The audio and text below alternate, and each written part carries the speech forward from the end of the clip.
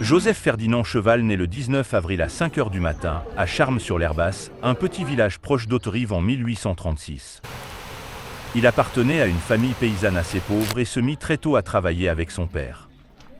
Sa fréquentation de l'école fut donc très limitée. Il rentre à l'école à l'âge de 6 ans et la quitte à 12 ans. Devenu apprenti boulanger, il s'exila quelques années loin de sa famille pour trouver du travail, avant de revenir dans son village, où il deviendra facteur rural. Avril 1879. Ferdinand Cheval, facteur rural âgé alors de 43 ans, bute sur une pierre si bizarre lors de sa tournée qu'elle réveille un rêve.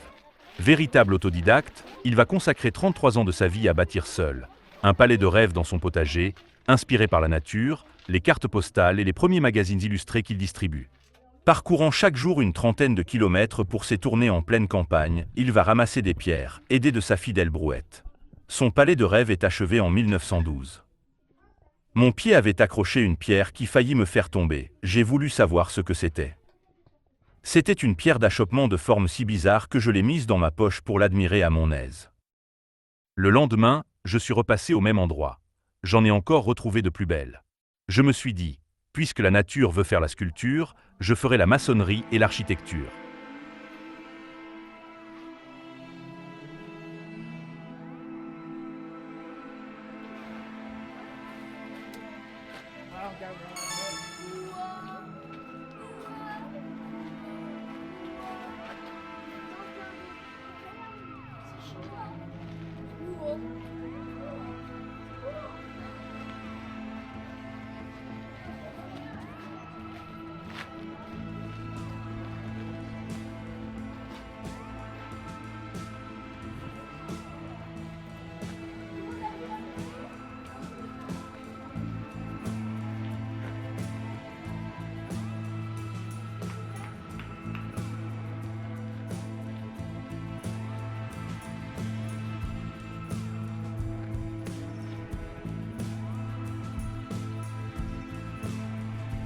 C'est par la façade et que tout commence.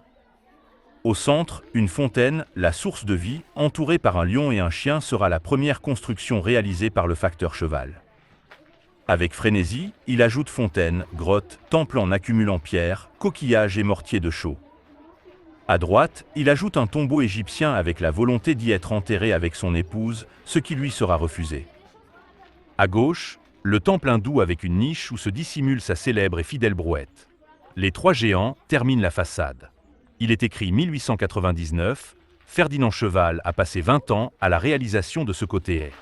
C'est à la façade sud que Ferdinand Cheval décide de placer son musée antédiluvien, une grotte dans laquelle le facteur Cheval amoncelle les pierres en attente de trouver une utilité dans l'œuvre en construction.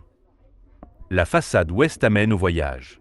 Grâce aux illustrations de son époque, Ferdinand Cheval reproduit dans des niches un chalet suisse, un temple hindou, la Maison Blanche, la maison carrée d'Alger, un château au Moyen-Âge. Une mosquée ouvre sur la partie intérieure du palais idéal, la galerie. Sur les colonnes de style classique, il écrit les lettres CHEVAL en guise de signature de son œuvre. La galerie, long couloir intérieur, est peuplée d'un bestiaire extraordinaire. Dromadaires, ours, éléphants, chats, loups, flamands sont modelés en bas-relief. Le poème « Ton idéal, ton palais » de Émile Rouparassac, et inspirant le nom du monument au facteur Cheval, est inscrit à l'entrée de cette galerie. 3 escaliers mènent à la terrasse. C'est là que Ferdinand Cheval installe sa pierre d'achoppement. La première pierre sur laquelle il trébuche et lui inspire le palais idéal.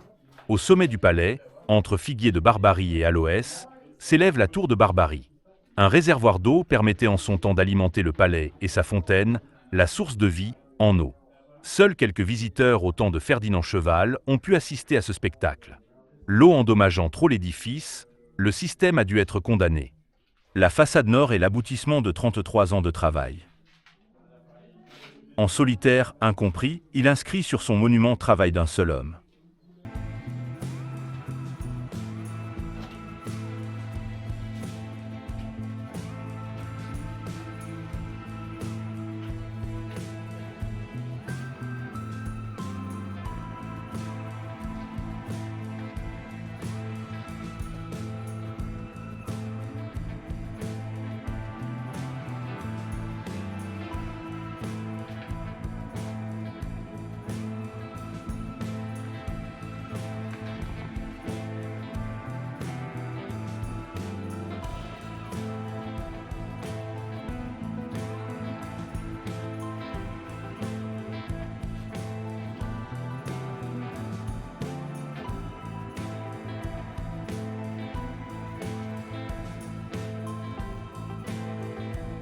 Le facteur cheval est l'auteur de plus de 150 inscriptions dont de longs textes à vocation poétique ou présentant son ouvrage.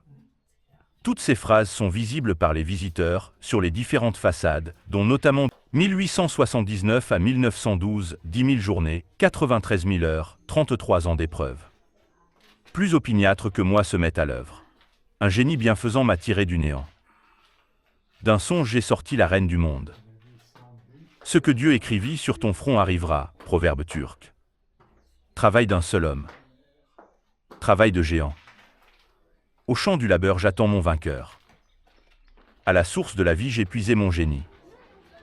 Souviens-toi homme que tu n'es que poussière, ton âme seule est immortelle. À la source de la sagesse seul on trouve le vrai bonheur. Les morts ne sont pas les absents mais les invisibles. Sur cette terre comme l'ombre nous passons, sortis de la poussière nous y retournerons. L'homme qui meurt est un astre couchant qui se lève plus radieux sur un autre hémisphère. Ce rocher dira un jour bien des choses. En créant ce rocher j'ai voulu prouver ce que peut la volonté. La vie est un rapide coursier. Ma pensée vivra avec ce rocher. Certains textes veulent expliquer la nature et l'objet de son travail. En cherchant j'ai trouvé, 40 ans j'ai pioché, pour faire jaillir de terre ce palais de fées. Pour mon idée mon corps a tout bravé, le temps, la critique, les années.